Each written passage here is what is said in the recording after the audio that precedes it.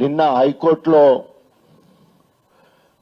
Stay రావడంతో రాష్ట్ర ప్రభుత్వ చెంప చెల్లుమన్నది, గువ్వ గుయ్యమన్నది.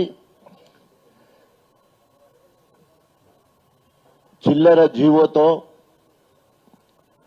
చిల్లర రాజకీయాలు చేస్తున్న రేవంత్ రెడ్డికి ఇది పరాకాష్ట. అనేక సందర్భాలలో హైకోర్టు కానీ సుప్రీంకోర్టు కానీ